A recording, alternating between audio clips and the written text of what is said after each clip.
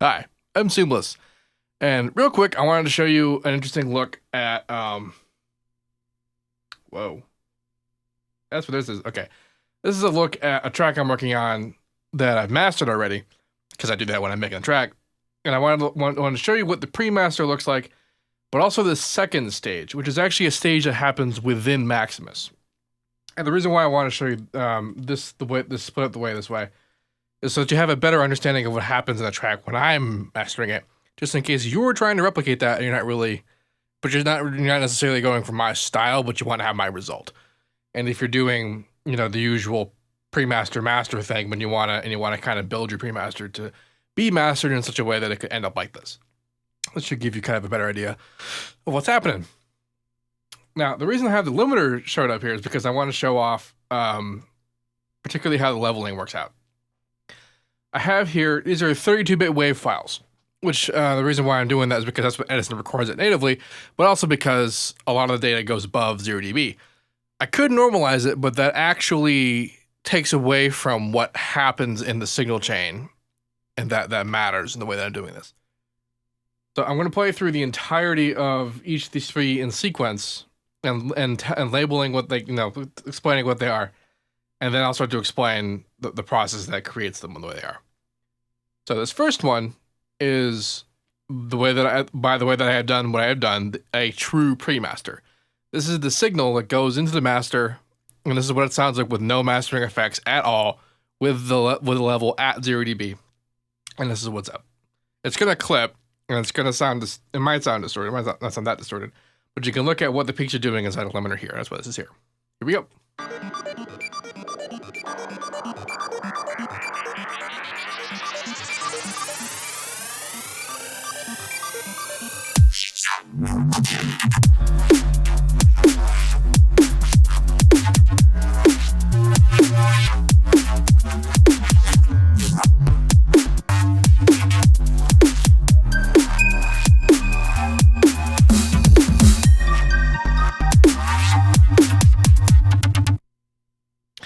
So as you can see, the levels are they're around 0 dB, but they do peak above 0 dB.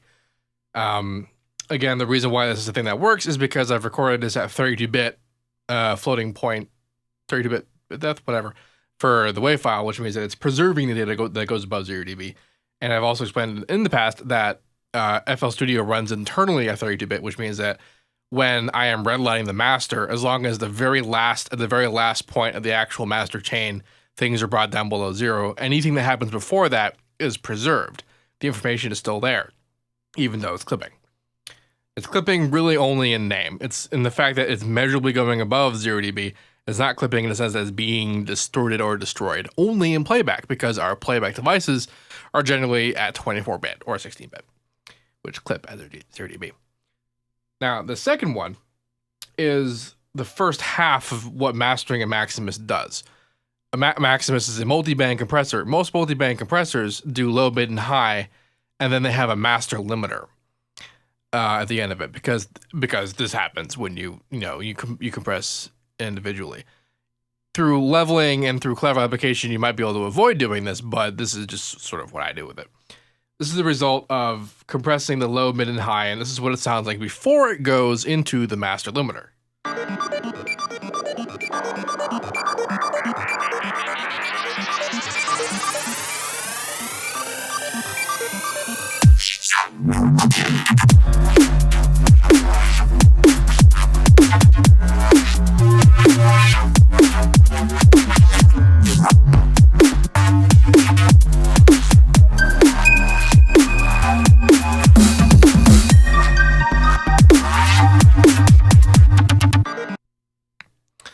So what this stage does is it does a lot of the utilitarian things that I accomplish using Maximus, including things like monoing the low end, spreading the mids and the highs, evening out the low end to ensure that there's enough dynamic range between the peak of the bass of the kick and the peak of the actual bass in the track.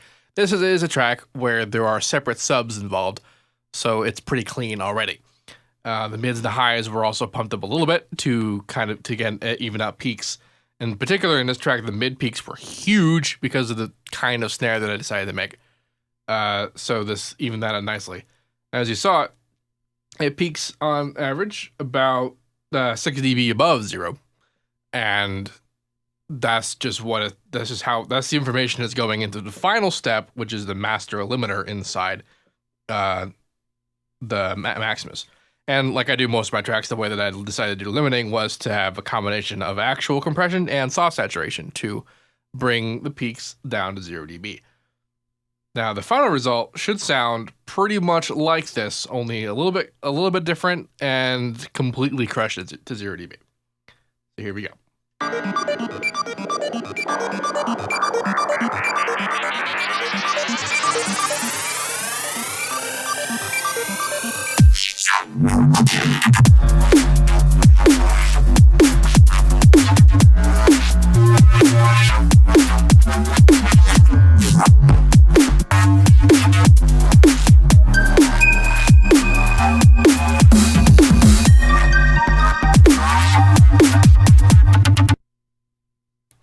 Now, some things to remember, and if you're curious as to actually how I do all this, what the steps are, I advise that you go and watch the production basics video where I cover mastering, because this is really kind of an addendum to that video.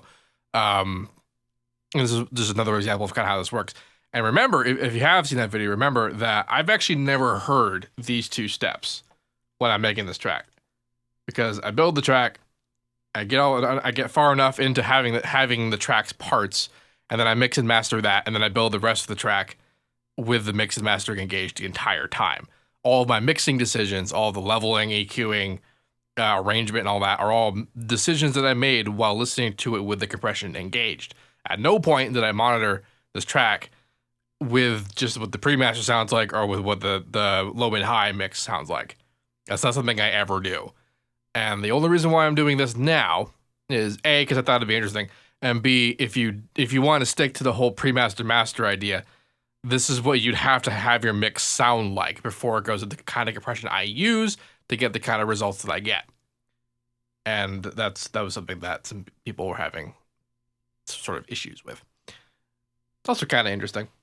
The difference between what the pre-master sounds like and what the LMH low mid high applied section is essentially that the LMH section here sounds almost like what the final sounds like. The final has just a little bit of extra beef to it from the way that I apply the compression on it and the soft saturation in that business. But the difference between what the mastering, the final master on this was and just what clipping sounds like is very subtle and is mostly a technicality. As well, this track has more dynamic range to it than most of my tracks do in general, which is kind of interesting. But again, I don't know if I actually mentioned this in the mastering video, but if you don't want to like sound as crushed as the things that I do, it's really just as simple as turning the pre-gain down on the master.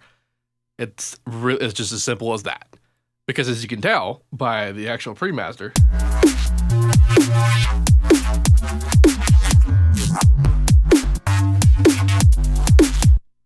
there is plenty of dynamic range to work with. The headroom is enormous.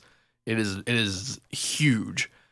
And the choice, it is a choice that leads me to have what the final sounds like.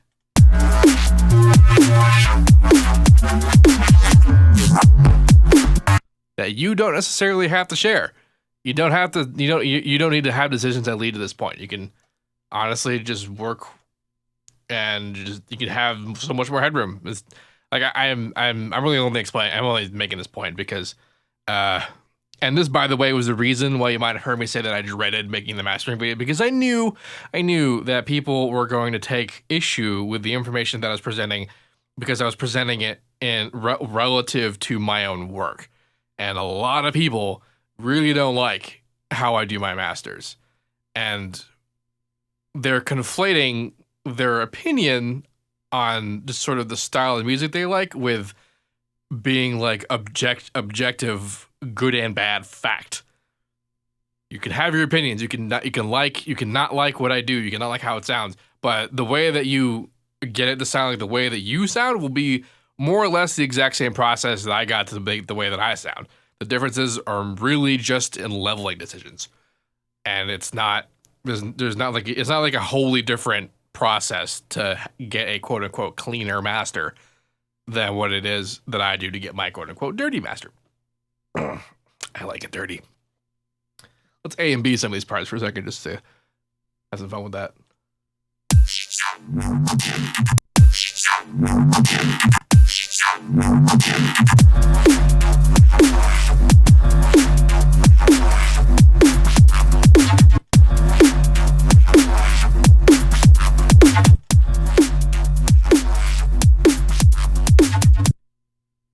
So one thing, the really the primary thing you take away from this is that actually this was very apparent when I was streaming last week and people were showing off. I was doing a viewer tracks review thing, and pretty much every track that was a whip was a pre-master. It wasn't the master version of the track, and every single pre-master had, I suppose, what I would call a balanced mix, where, because if you look at the peaks going on in the unmastered track, notice that the drums are just hilariously higher in peak value than everything else.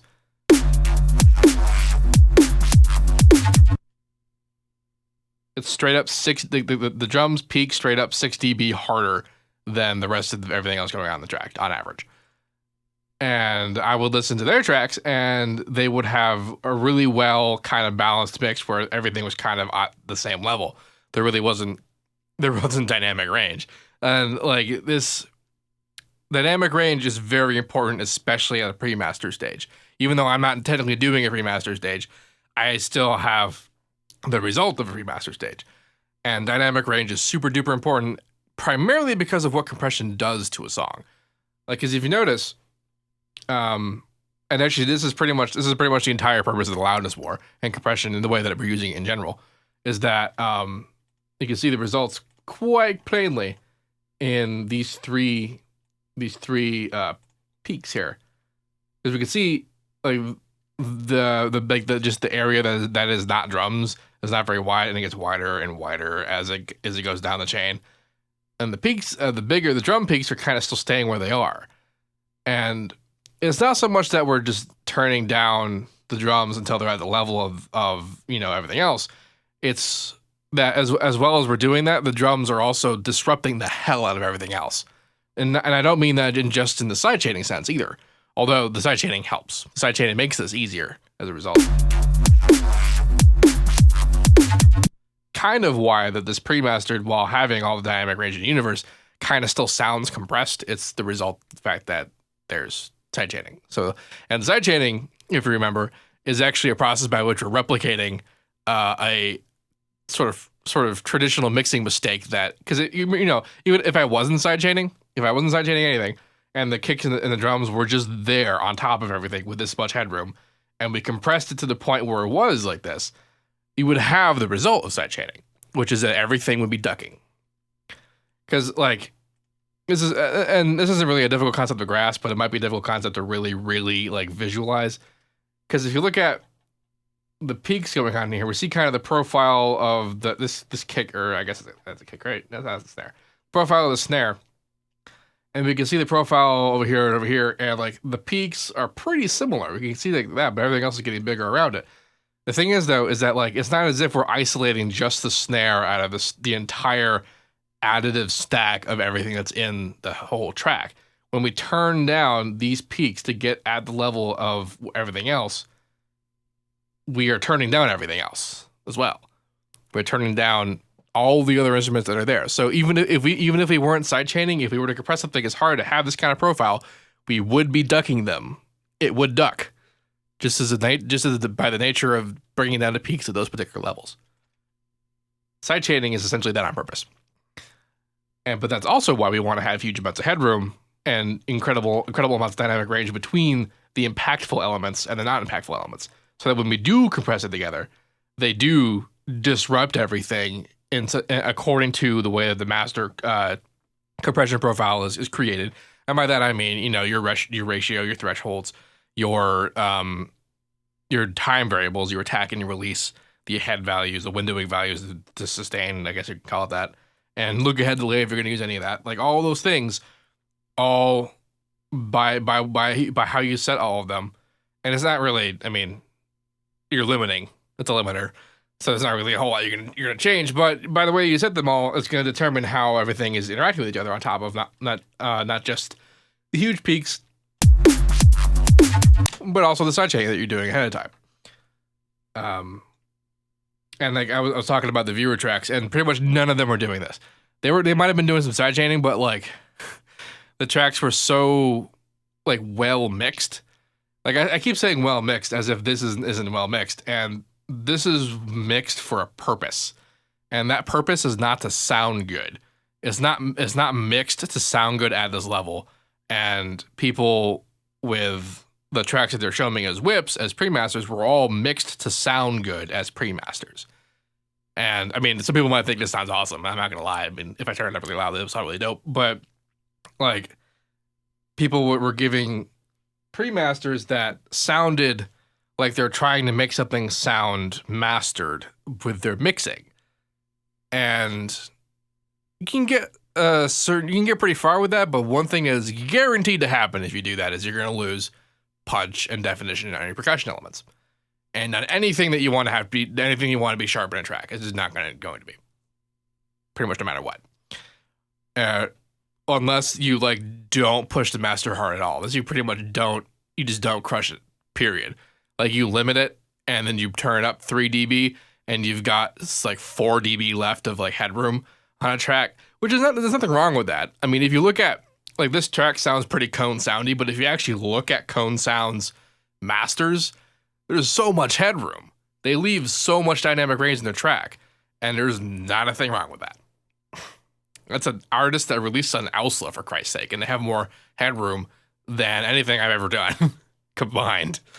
So, like, per track. So, like, obviously, differing philosophies can work, even on this style of music.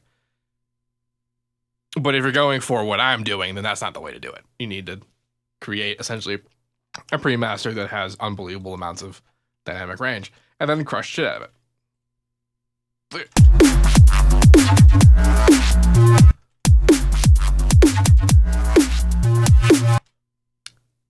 Hilariously, if you want to see what this looks like normalized, and this guy, there's actually not an unbelievable amount of difference between these two tracks when they're normalized. You might be wondering why it get quieter when I normalized it. What normalizing does is it takes the highest peaks and it moves it to 0 dB. The highest peaks were above 0 dB. That means it had to make the track quieter.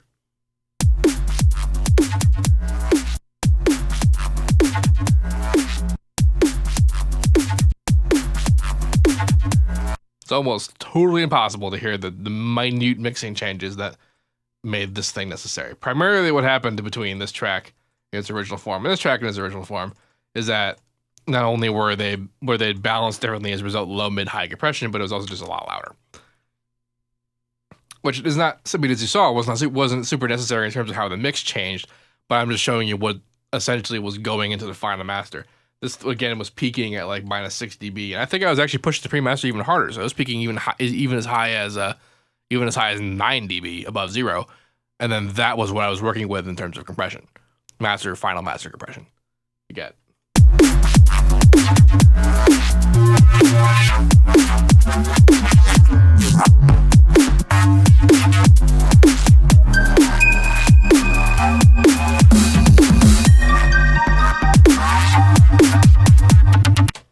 And this is actually probably the best mix I've ever done on a sound and a song like this. And some of the hallmarks of the fact that it's really good at what it does is the fact that we have these really pretty, smooth, high frequency sounds that don't sound like they're distorting. And they are distorting, a little bit because of the soft saturation, but normally I would push things so hard that if I were utilizing these kinds of smooth sounding, high frequency things, I would have to have another Maximus on there that would not have any soft saturation, and it would be quieter to facilitate having these things in there without the loud elements, because the loud elements together make it all sound pretty good. But these things are like front and center. They're not hiding in the mix. They're there, and they don't sound destroyed. And this is a triumph. Today was a triumph for me. And that might all change when there's vocals on this track. Anyway, like I said, this is all a giant addendum to the production basics video that discussed mastering. This did also just kind of just amble on discussing mastering in general. I hope that you found value in this, and I hope that you learn things, if only if very specific things about a very specific task. Yeah. If you have any questions about any of this, let me know. And as usual, have a nice day.